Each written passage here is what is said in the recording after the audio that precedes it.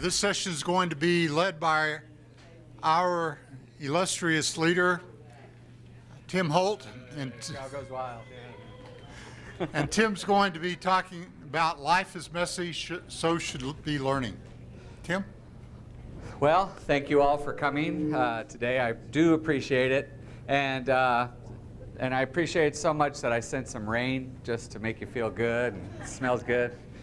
Before I get going, I do want to thank my team. I actually have the coolest group of people to work with, and when I ask them to do something like this, they mumble and they grumble and but they always come through and they always do a great job. So I want to thank everybody from my TV studio to my instructional technology people. Thank you all for putting up with my weird indulgences, so I appreciate it. So this talk here is going to be a kind of a wraparound back to Will Richardson's talk about how education is changing. And so the idea of messy learning and what is messy learning and how can we incorporate that into our classrooms. And so at first, you'll probably think, well, this doesn't have a whole lot to do with instructional technology. Why is he even talking about this? But if you start putting together and start connecting the dots about all the things that were talked about today, and then what you're going to be going to this week, you'll start to see that you can use these tools to work with messy learning. And so I hope you're able to make those connections. So what is messy learning? If you have a messy situation or a messy problem, that means that there's no single correct answer for that. There's not one single correct answer. There might be multiple correct answers. There might be multiple correct answers. And when you think about it, when you think about your life from school to where you're at right now, your life is just a series of messy problems.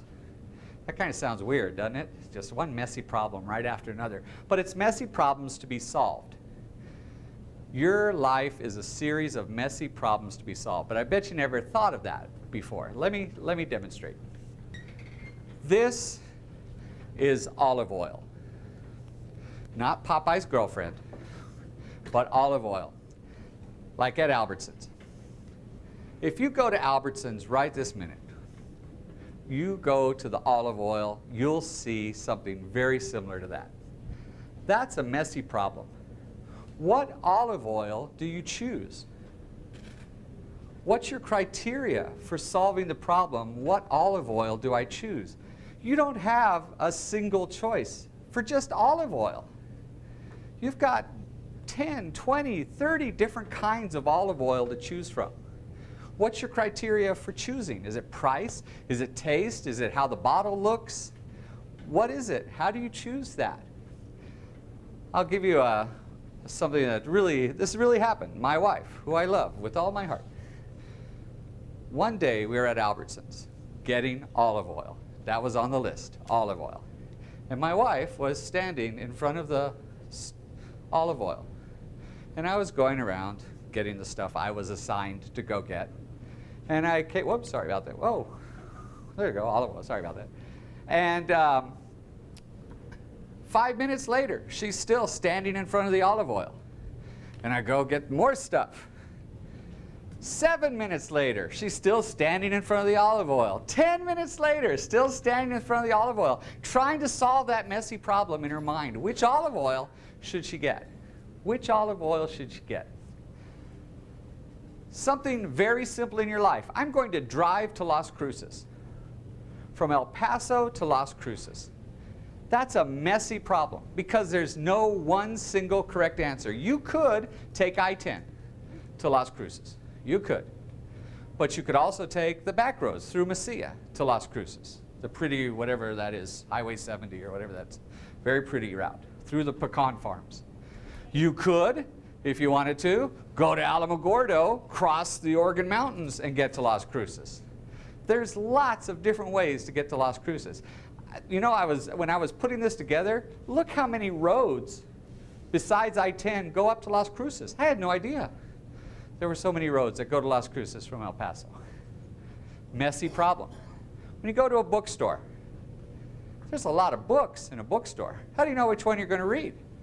That's a messy problem. Which 50 Shades novel are you going to read this time? Those are all. You've got hundreds of thousands of choices in a bookstore. And you've got to choose, which one am I going to read? And even if you say, well, I'm going to get something about education.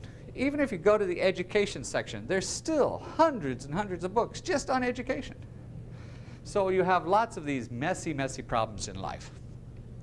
So some messy problems are easy to solve. Some of them are very easy to solve. This is a messy problem. What am I going to choose from my vending machine? That's a messy problem, but it's usually pretty easy to solve. You usually base that on something you've had before.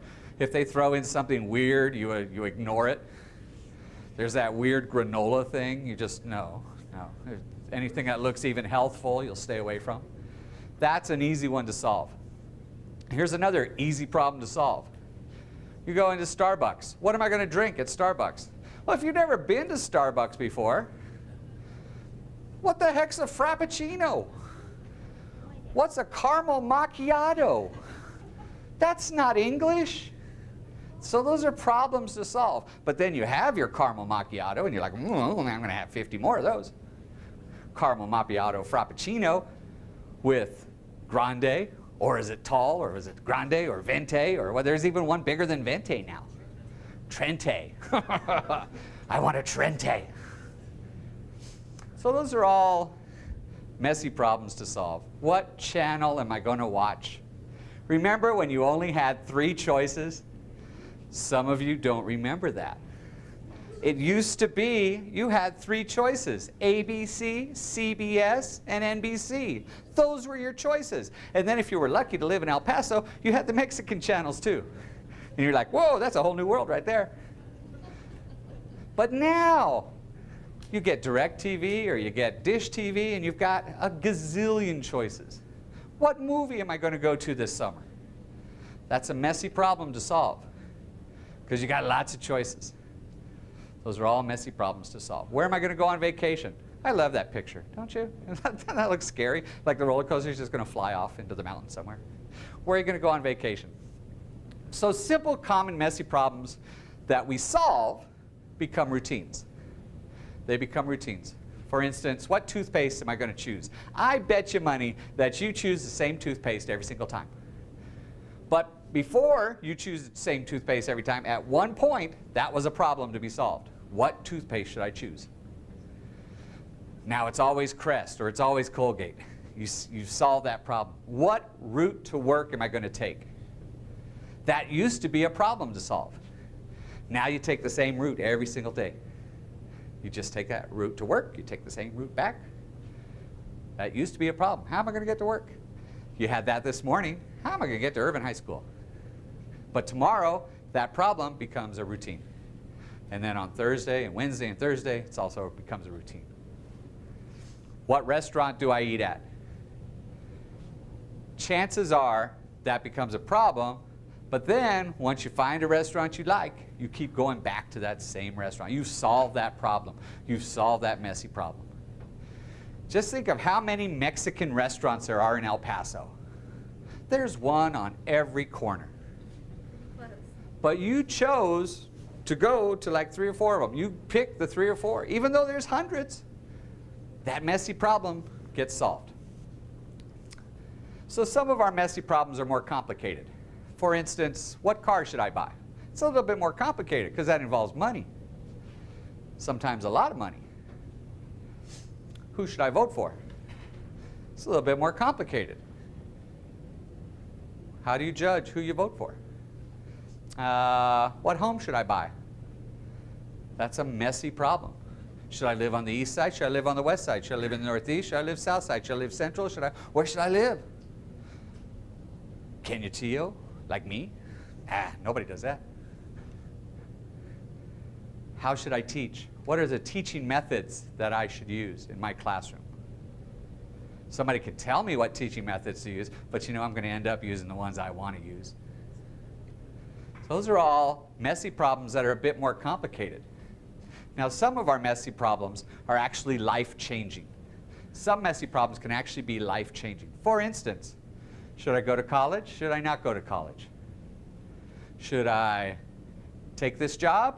Should I not take this job? Should I work in EPISD? Should I work in Isleta? Should I work at Socorro? Should I work in private school? Those are all life-changing questions. Should I get married? That's a life-changing question. Who should I marry?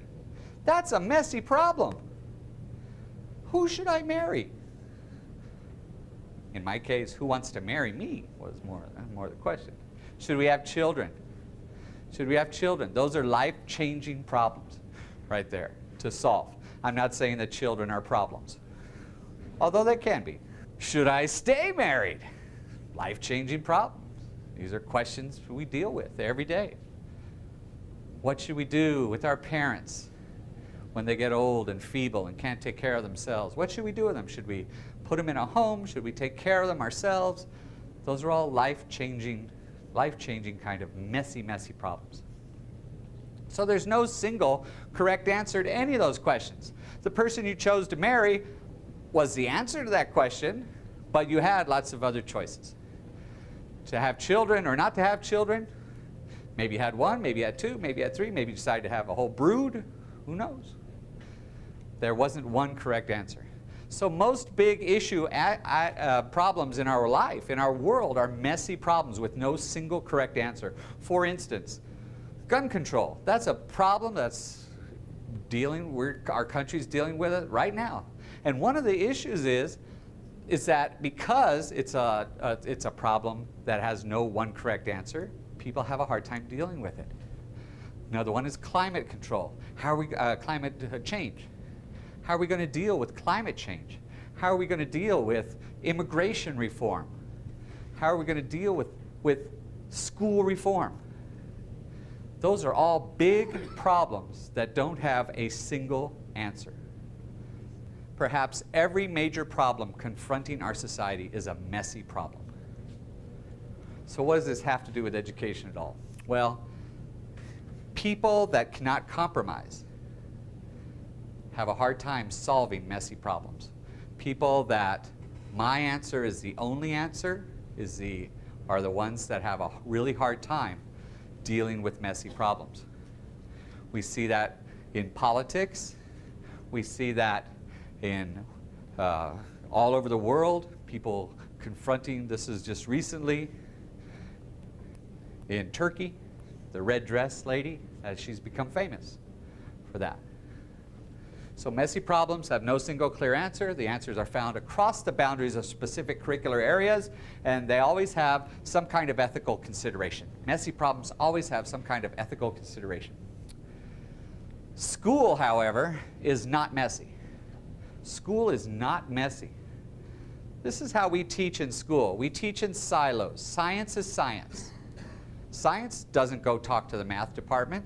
Language arts never talks to the social studies department. Science is science. And even in self-contained classrooms, we have time for science, then we stop. Then we have time for reading, then we stop. Then we have time for social studies, then we stop. We never mix those all together. We teach our kids that there's one single correct answer to a test, that the answers are not messy. We teach neat. And when I say we, I mean education in general teaches neat. So school, you can't tell, but school is this white boundary on the other one side.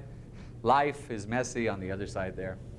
This is school, where we're siloed, we're neat, we're very beautiful, but life is a Jackson Pollock painting, where all that stuff's mixed together. All that stuff's mixed together, and that's the reason I have this set of slides here, is because of that background right there. So is there a way to make what students experience in school more like what they'll experience in life? Problem-based learning is that tool. There's something called problem-based learning. And this is different than project-based learning. Problem-based learning is a tool that teaches students how to deal with messy problems. It starts with an ambiguous question, like most of life. Most of life is an ambiguous question with no single correct answer. Students learn in the context of solving the problem. While they're trying to solve the problem, that's when they learn the learning. and real-life situations, students are actually put in adult roles, even at the elementary level. Now, there are problems with problem-based learning. It's harder to grade. It's harder to grade something that doesn't have a single correct answer. Wow. If I told you 2 plus 2 equals something, what does your mind immediately say? 4, sure. But you know what? There's a lot of answers to that. 2 plus 2 is also equal to 3 plus 1. And 2 plus 2 is also equal to 4 plus 0. And 2 plus 2 is equal to 2 times 2. There's an infinite number of answers to that. 2 plus 2 is equal to all different kinds of answers. But we immediately think of that one single correct answer. 2 plus 2 equals 4. So what's more relevant? You know, we always talk about relevance and that school should be relevant to student learning. But what's more relevant than actual real-life problems, which is what problem-based learning is? You know, when you take your car in to a mechanic, you're presenting that mechanic with a messy problem. My car's making a noise. What could cause that? When you go to the doctor, doctor, my elbow hurts. Well, what could cause that? There's a million things that could cause your elbow to hurt. You've got arthritis. You got shot in the elbow. You lean on it all day. There's a million different things that could cause your elbow to hurt. So even simple things like going to the doctor or going to the mechanic, you're presenting them with problem-based learning. You're presenting them with problems, messy problems. So what's the real purpose of education? I know it's a very long quote here. This is from Nicholas Negroponte, the guy that came up with the idea of the 1 laptop per child. Nicholas Negroponte says that no matter what global problem you are dreading, whether it's the elimination of poverty, the creation of peace, whether it's solving environmental energy problems, a solution, whatever it is, multiple solutions, the solutions always include education. Never is it without an education component, and sometimes cannot be done without education. Children should be making things. Isn't that an interesting idea? Children should be making things. They should be coding. They should be writing computer programs. They should be learning by doing. The thing is to learn to learn. Nicholas Negroponte is one of the leaders in education technology. That 1 laptop per child thing, that was a big deal a few years back. So life is messy, and so should be the learning. I hope that at least whets your appetite. I'm doing a problem-based learning unit later on this week. Hope you can show up for it. I want to thank you all for being here today. That's the very last talk. Thank you.